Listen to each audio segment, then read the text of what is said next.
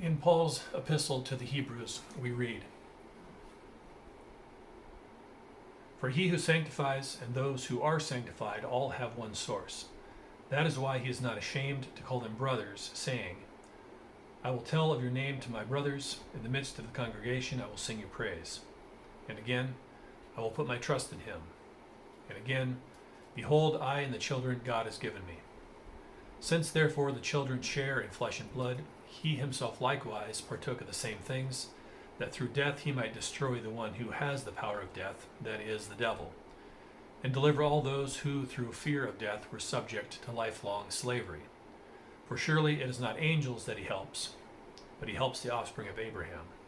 Therefore he had to be made like his brothers in every respect, so that he might become a merciful and faithful high priest in the service of God, to make propitiation for the sins of the people.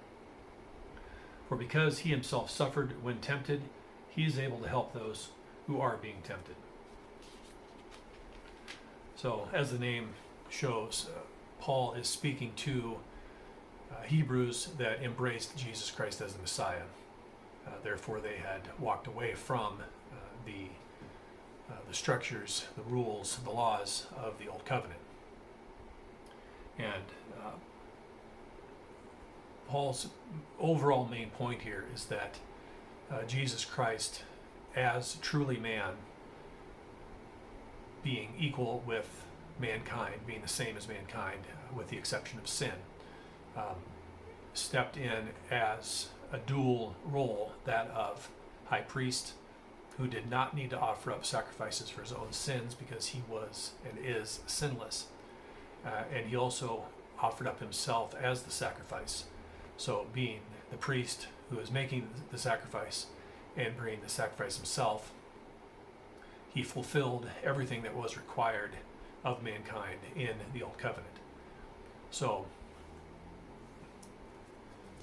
the idea of what Jesus accomplished, the full picture is that of freedom from the power of death, freedom from the domination of sin, and opening up a way to being able to approach holiness. So it's incorrect to think of becoming a Christian as a way of escaping the torments of hell, of looking forward to an eternity in disembodied bliss.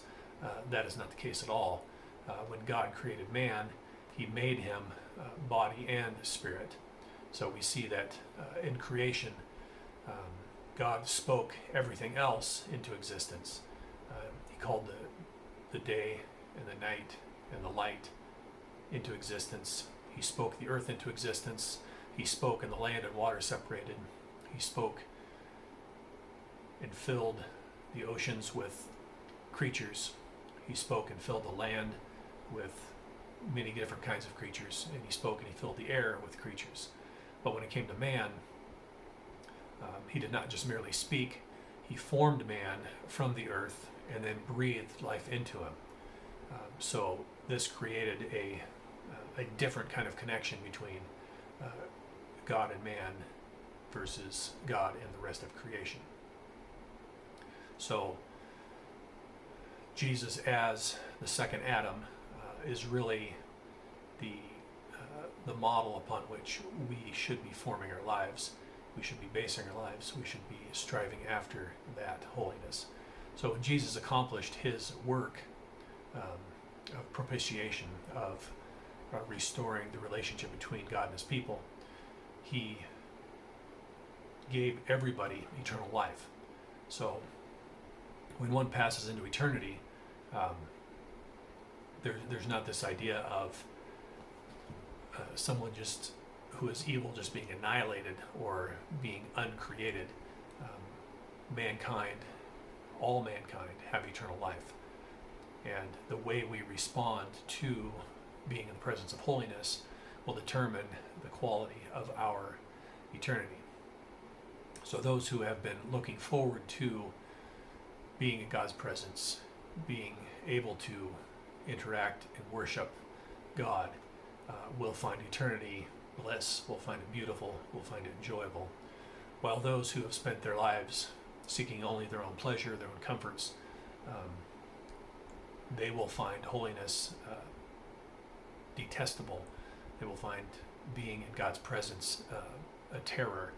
The book of Revelation, through metaphor, describes the ungodly crying out for the rocks to fall upon them because they do not want to be in God's presence. They want to be freed from what is torment to them. So,